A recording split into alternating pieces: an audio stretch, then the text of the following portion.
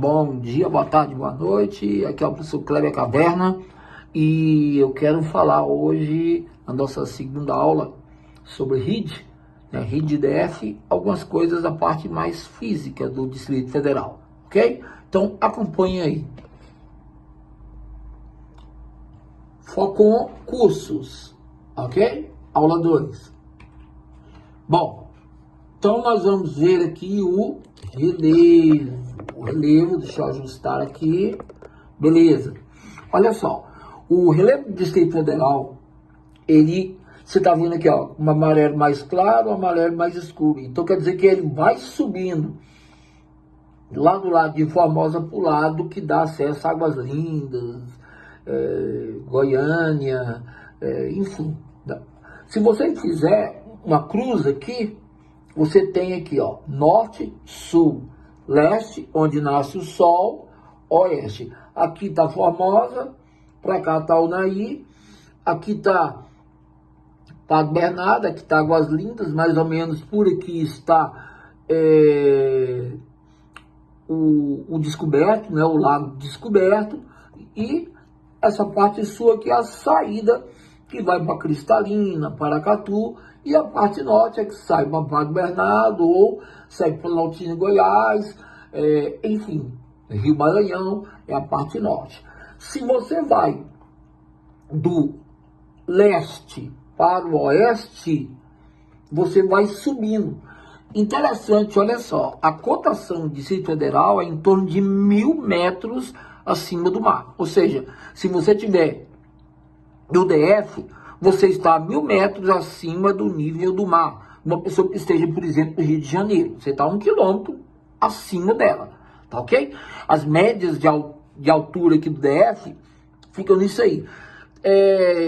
O máximo que aqui o Distrito Federal tem é o Pico do Roncador, que é o ponto mais alto, ele está por essa região aqui, tá?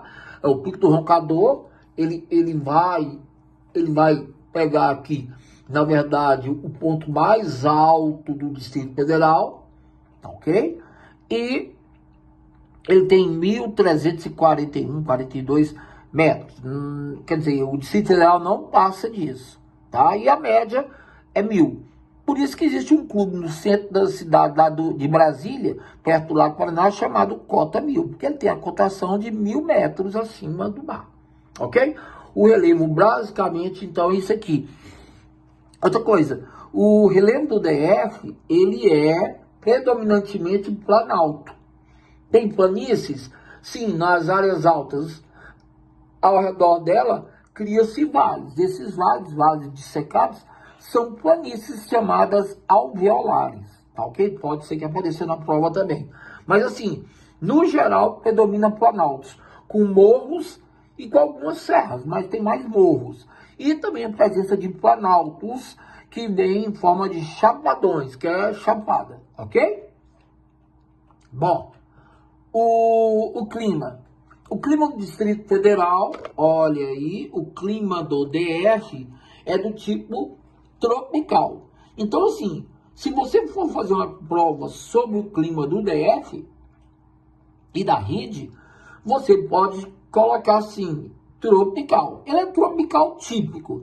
Alguns autores falam que aqui predomina o tropical de altitude, ou seja, o tropical que é mais alto. Mas assim, de modo geral, é o tropical típico, com duas estações, tá? Duas estações. Uma estação quente e chuvosa, a outra seca e fria.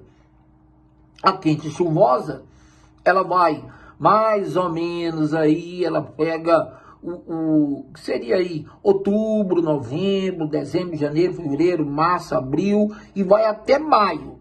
A partir daí, de maio mesmo, já começa a outra, que é fria e seca. Aí vem maio, junho, julho, agosto, setembro, aí outubro já muda de novo. Então, basicamente, essa a lógica, tá ok? Duas estações bem definidas, uma quente e chuvosa, a outra seca e fria, tá ok? Mas assim, a classificação do clima, no nosso clima aqui, é o clima tropical típico. Olha aqui, ó. Esse rosinha aqui é o tropical típico. O Distrito Federal, ele se encontra nessa área, pegando aqui também o tropical de altitude. Ó, você vê, aqui está o DF. Então ele tem o tropical típico e o tropical de altitude, basicamente. Então você tem que prestar atenção só nisso, tá? Numa prova pode ser tropical típico ou tropical de altitude, tá? Tropical de altitude porque é o ponto mais elevado. Então você tem predomínio, né? De modo geral, olha aqui, ó. Você tem um predomínio mais elevado. Então acaba tendo a consideração, pode ser também tropical típico, tá ok? Então tá. Aqui é o climograma, ó. Esse aqui é o climograma do DF, ok? Essas linhas aqui, ó, deixa eu colocar aqui para vocês verem. Vamos lá, pronto. Aqui eu vou aproximar mais, ó. Essas linhas aqui representam a temperatura. Você vê que no meio do ano ela vem, cai. Depois ela sobe, tá? Então, assim, essa é a mínima temperatura, que ela chega mais ou menos a uns 15 graus. Já a máxima temperatura chega a uns 28. A máxima pela mínima dá uns 13, mais ou menos. A amplitude térmica é alta. Outra coisa, você percebe que chove no começo do ano e mais seco no meio do ano, ó, os meses janeiro, dezembro. E aqui, ó, julho, maio, junho, agosto, setembro, até outubro, chove pouco. Então, você percebe que ela chove pouco, que essa linha azul aqui representa a chuva. Então, chove no começo, no final do ano, e no meio do ano é mais seco, ok? Então, esse é o climograma, ok? Então tá, vamos para a próxima observação. Aqui é a vegetação. Cara, a vegetação de Brasília é o cerrado. Pronto, acabou. O cerrado, quando ele é mais próximo e mais alto, o cerradão. Às vezes ele apresenta-se um pouquinho mais espaçado. Aí é o típico, a vegetação de cerrado típico, que é vegetação rasteira e vegetação de arbustos, né, retorcidos e tal. Às vezes aparece uma vegetação que predomina campo e tem um ou outro arbusto. Aí, nesse caso, é o que a gente chama de campo sujo. Às vezes não tem arbusto, é só vegetação rasteira. Aí é vegetação herbácea, né? Nesse caso aí, campo limpo. E também tem outra vegetação que fica na encosta dos rios, na beira dos rios. Aí ela pode ser chamada de mata-galeria auxiliar. Galeria se formar uma galeria, o rio passar aqui embaixo e as copas das árvores em cima. Ciliar, se o rio passar embaixo e as copas forem abertas e o raio do sol entrar. Então, eu tenho mata ciliar e mata galeria, na verdade, são a mesma coisa, mas dependendo do jeito que elas podem aparecer, elas são galeria ou são ciliares. Ainda tem uma vegetação de brejo, né, de veredas e áreas de alagados, né, o Buriti, por exemplo, e a vegetação incrustada no meio da pedra, áreas que tem muita pedra, né, aí a gente chama de vegetação rupestre, ok? Mas o clima, você vê, ó, é alaranjado. Então, o clima daqui é alaranjado. Então, aliás, o clima não, a vegetação daqui é alaranjada, beleza. Então, a alaranjada aqui é cerrado. Nós temos um pouquinho de outras vegetações, assim, que pode aparecer esporadicamente, mas a vegetação daqui é cerrado. É o que eu falei. As árvores são retorcidas, né? Os arbustos são retorcidos, são de menor tamanho, tá? Elas têm poucas folhas, casca é grossa, a raiz profunda buscando água. Olha só, o principal fator limitante do cerrado é o nutriente, ou seja, a comida. Uhum. Então você vai, o fogo é um fator limitante? O homem a água Muita gente pensa que a água que é o principal fator limitante do cerrado, mas não. O principal fator limitante do cerrado é o nutriente, é o solo, né? A comida que ele come. Nesse caso aqui, o solo do DF, predominantemente, é um solo laterítico, né? É o latossolo. Ele é um solo de latossolo com elementos lateríticos, ou seja, lateritas.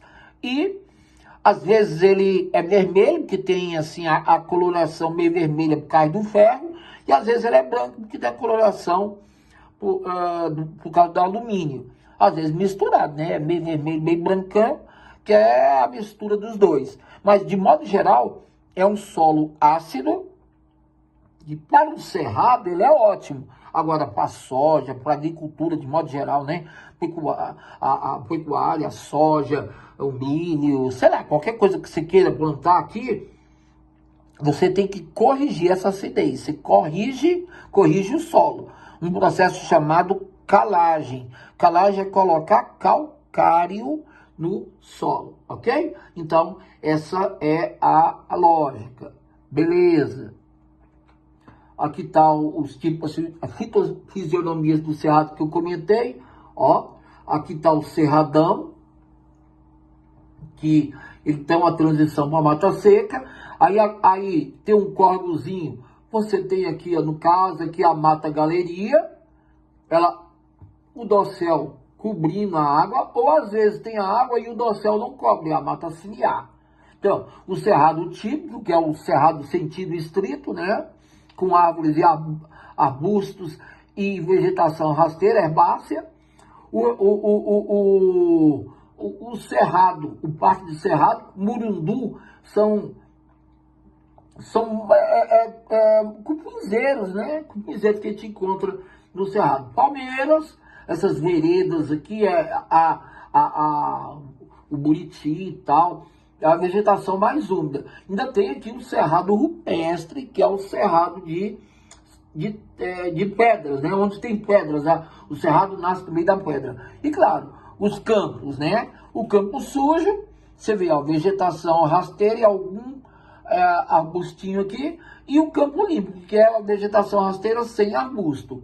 E ainda tem um campo rupestre, que é a vegetação com pedras, rochas, muito comum. Então, essas são as características da vegetação do cerrado, ok? A hidrografia. Ó, basicamente, eu tenho a bacia que está ao norte aqui, ó, você vê, esses rios aqui correm para o norte, eles correm para o Tocantins, Araguaia. O principal rio daqui é o Rio Maranhão, ok?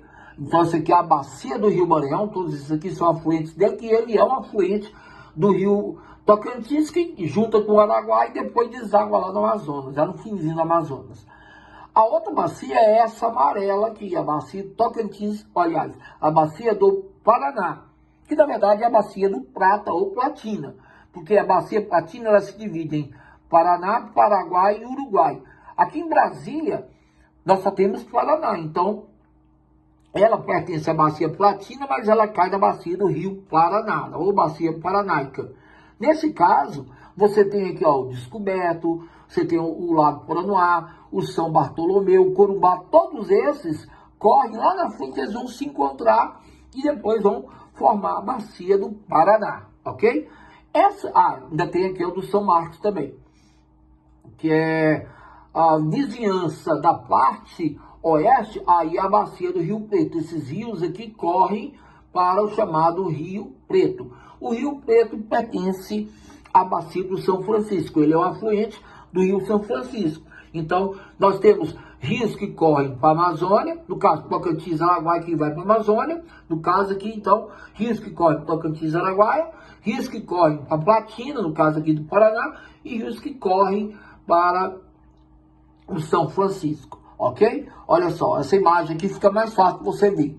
Ó, aqui é a bacia do Tocantins, Araguaia, aqui é a bacia do São Francisco, aqui é a bacia do Rio Paraná. Aqui, o principal rio é o Rio Maranhão, o principal rio aqui é o Rio Negro, aliás, o Rio Preto, e aqui você tem vários rios. Você tem o São Marcos, você tem o São Bartolomeu, você tem o Descoberto, enfim, a própria bacia do Lago Paranoá que vai encontrar mais adiante, esses são os rios que correm dentro da hidrografia do DF. Bom, solo, como eu disse, olha só, você bate o olho aqui e você já percebe, a maioria do solo do DF é latossolo, é um solo, esse aqui, o latossolo aqui é o vermelho, tá? Você percebe que também tem outras cores, mas o predomínio aqui é o latossolo vermelho, apesar que a gente encontra o latossolo vermelho e amarelo, esse aqui, ó, latossolo vermelho e amarelo, que é a transição de um para o outro, ok? E ainda podemos encontrar um pouquinho do branco também, mas o predomínio é o latossolo vermelho, esse solo vermelho do Distrito Federal, ok? Claro que tem outros tipos de solo, mas esse aí é o predomínio. Bom, então fica aqui os nossos comentários sobre essa parte física, tá? E espero que você faça uma boa prova, e isso daí é um resumo de coisas interessantes que nós já fizemos, vários comentários, e voltamos a mostrar aqui para vocês. Um abraço, um beijo e um queijo. Tchau, eu sou o professor Kleber. Até bom. Foco!